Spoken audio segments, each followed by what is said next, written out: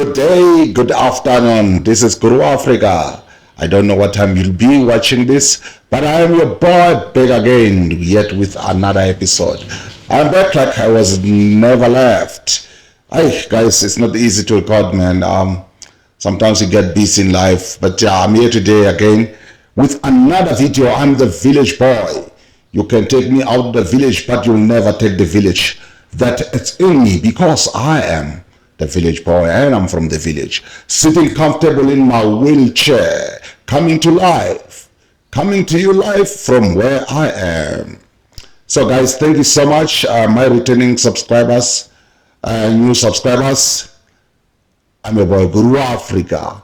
Please share, subscribe, do whatever. Let's grow this family. Let's go. So okay, today guys, I just want to talk about Dr. Nandipha. You know, me and Dr. Nandipha, we very good buddies. We are friends. So it's an interesting story that it's happening there in Mangaung, Bloemfontein High Court, not High Court. So yes, currently there's bail that is happening. As I'm recording this today, it has been postponed to tomorrow, the 1st of September. The argument is still continuing. So yes, I just want to dwell on that and also try to see whatever she's saying in the affidavit. Does it qualify her to be granted bail? I don't know. I don't think so. Okay, let's just start. She was crying in court because when they were busy reading her affidavit, she got 2 minor children. I think the other one's 12 or other one's 6. So married but currently divorced, blah blah blah and all that. So she was just crying, but it's crocodile tears to what I see, because remember when they appeared with that guy Thabo Bester, she was so happy, she was smiling, she was doing all of sorts to show love towards the guy. But at the moment she's claiming that she was kidnapped, taken to Tanzania. It was not her will to go there, but she was coerced and under duress. Don't believe that, not in a second. But the state prosecutor alluded this to the court that Dr. Nandipha is the one who traveled from Johannesburg to KwaZulu-Natal to fetch Thabo Bester after he escaped from the prison. So all the plans then, that means that after he escaped, he went to KwaZulu-Natal and she drove a Porsche from Johannesburg to KwaZulu-Natal to go and fetch him. So do you think it's somebody who was coerced or was forced to do such thing, to go and face someone who's threatening your family, who's threatening your life or your husband? I don't think so. Dr. Nandipha should think we are fool. They have planned this with Thabo Bester that look, my love, you've got nothing to lose, I've got nothing to lose. I'm already incarcerated, I've been sentenced already, I'm in prison. So go there and use my name. Go and tell them that you are under duress. I forced you, I took you out of the country willingly. But my surprise again, okay. She said she was coerced and all that.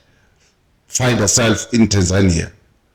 But she's also complaining about her arrest in Tanzania, that it was not illegal. Actually, she wanted to stay in the country. She was arrested by Serbs speaking isiZulu in Tanzania. If it was someone who was coerced or under duress, then I'll be happy. I'll be happy, very much happy to come back home, because here are these people to come to save me from this monster or from this man who's forcing me to do things that I don't like. So, doesn't make sense. because remember she challenged her arrest in Tanzania that it was illegal. She didn't. She said she went there without any documents. She didn't have any document with her, but after she was arrested, there were passport of hers and passport of other people, which is Dr. Pesci. How did that happen? So she think we are very full. So there are also charges that have been added, 6 counts of fraud. She have defrauded people a lot of money. If my memory serves me well, I think it's about 22,900,000. 22.9 million. That's the money that she defrauded the people. So it was added to her charges that it goes to Schedule 1 or 5. I'm not very smart when it comes to law, but yeah, something like that. So, and his lawyer, Mr. Dlamini, is busy arguing that it's bullshit. There's nothing like that because these cases were laid around April, February. Why she was not arrested? Why we never heard about these cases? So this is one of their plan to discredit the bail hearing. But he insisted that she didn't do that. She made a choice. She made a choice because she decided to elope from her husband, from her children, with a criminal to Tanzania. But now she wants to act like as a caring mother, a parent who's always there for her children. But it was not the case because the kids, apparently they are staying with their husband, the ex-husband. I think that they will be fine with him. She just need to rest and stay in jail because she has done a lot. You know what? I don't see the difference between Dr. Nandipha and Rosemary Nomiandrov. There is similarity there in their case because they are all evil.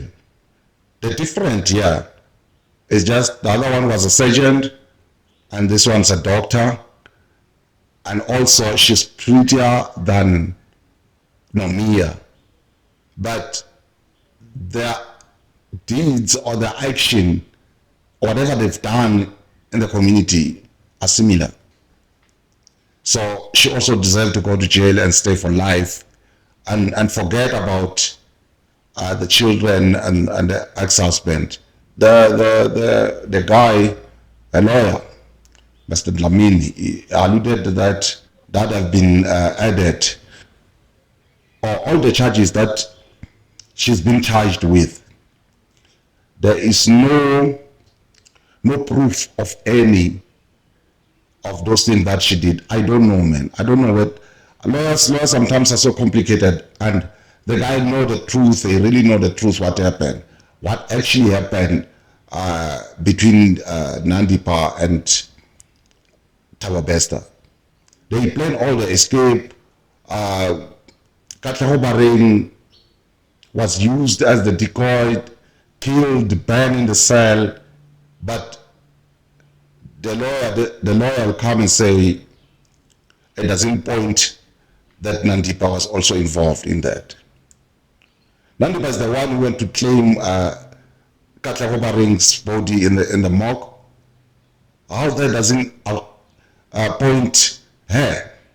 So it's a difficult one, but our judicial system can take this case lightly.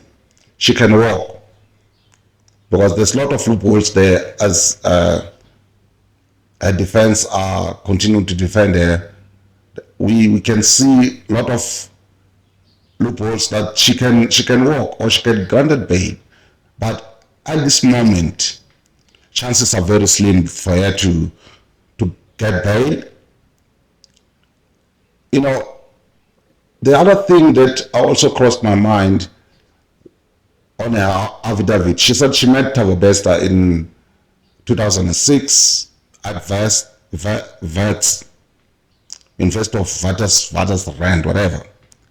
So, at the time she was studying medicine, Thabo Bester, my bester, Pastor Bester, was doing theology, wanted to be a pastor. I can imagine him wearing the collar and all that, being a pastor. Wow. So, kuning man, kuning is too much. How can a guy who only have grade 5 was admitted in VETS? How could that happen? Kanjani? Because he only have standard 5 or standard 3, but he was studying theology in one of the best university we have in the country, which is VETS. How's that? So, kuning, there's a lot of things that we're gonna know or hear about this guy. So, but Nandipha, chances to get bail from where I'm sitting, no, I don't see that one happening, because it doesn't make sense. All affidavit, she acts so innocent. She was not part of anything. She was actually abducted to Tanzania. Again, you want to fight that? The police, they arrested her illegally while you were abducted in the other country, out of the country. But how come? You were supposed to be happy, as in, you were supposed to be happy because she worked in a sense to bring you back home. Kuning. So, guys, we'll wait and see what will happen in that case, but we're watching it very closely. So the other one that I also want to, I had a look at it, I watched it closely. It's Senzo Meyiwa's case. The ballistic guy is testifying now, and he's saying that Senzo died 5 minutes after he was shot. So that means all the people, especially the guys who were in the house during that day, they lied in court. Because all of them, Zandi, included Mtokozisi and the other guy, they told the court that he died in hospital. He died on his arrival or died in hospital, but that's what they said. But the guy who deal with ballistic told the court yesterday that close range shoot, so he probably died 5 minutes before or after the shootout. He died after 5 minutes. So also that we also watching that very closely to see what will unfold, but I still insist and persist that Kelly Kumalo and everybody who in the house, please, they need to come out and to tell us. And again, now it directly points to accused number 3, because I think he's the one who was arrested and found with the gun that it is allegedly shot Senzo, which it is not yet confirmed that the gun is indeed the one that also took his life. But I'm still saying Kelly Kumalo, I need to join so-called Nandi and Rosemary, because they also they know the truth.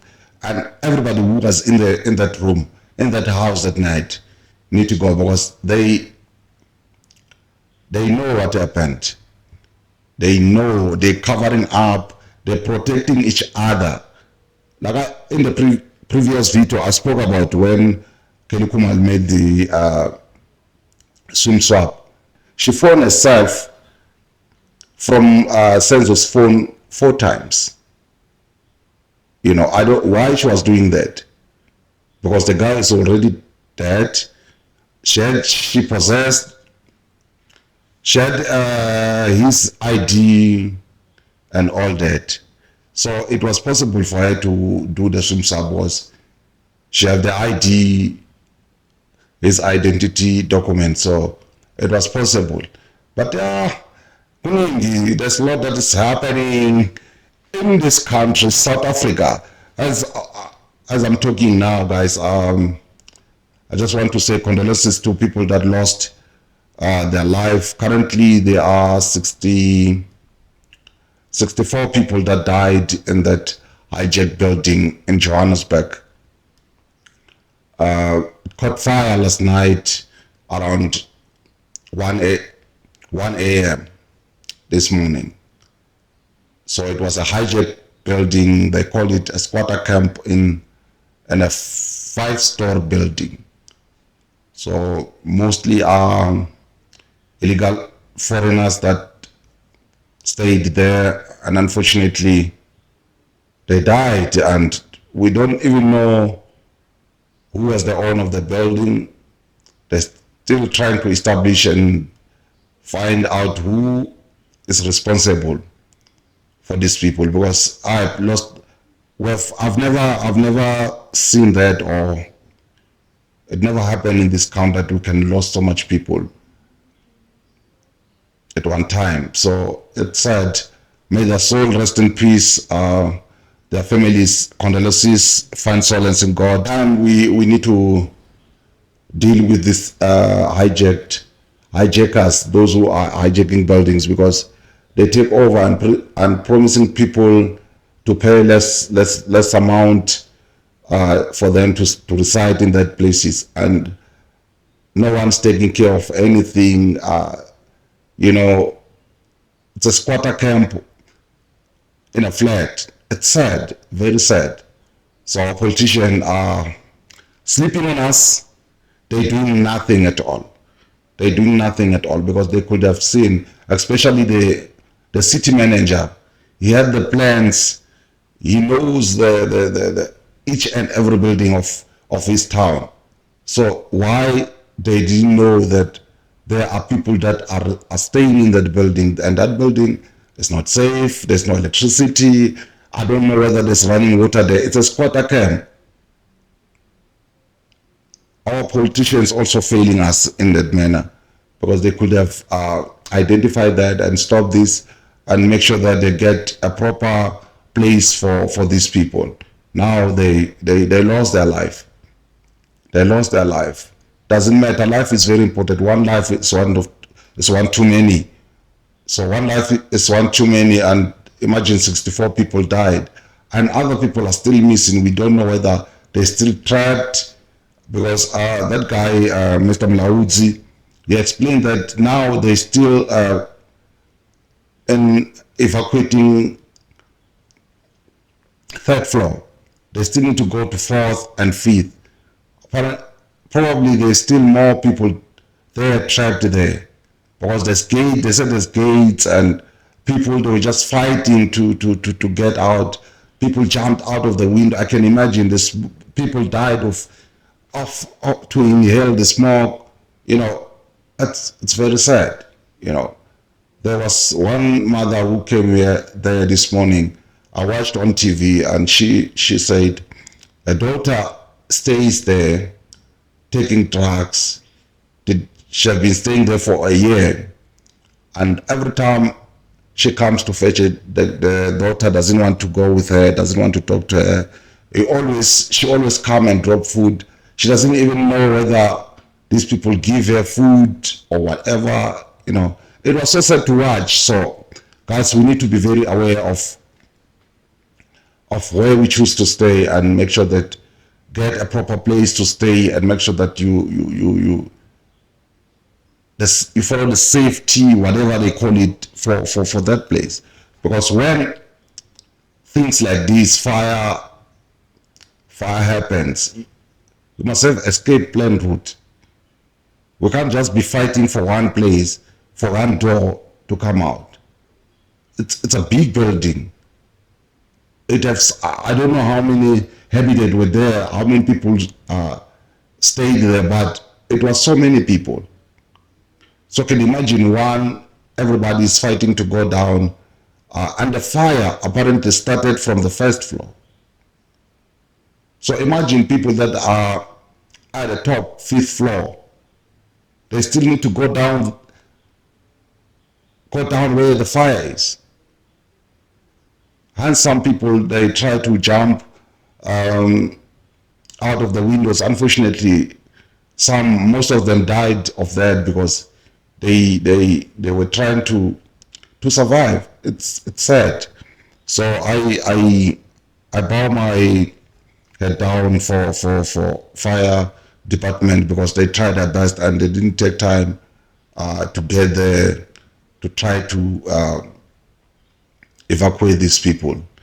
So may their soul rest in peace. Guys, this is a boy Guru Africa. I'll come again, guys, please. Bear with me. Just and life, man, we facing different challenges. So yeah, in that manner, guys, I'm your boy. I'm saying goodbye.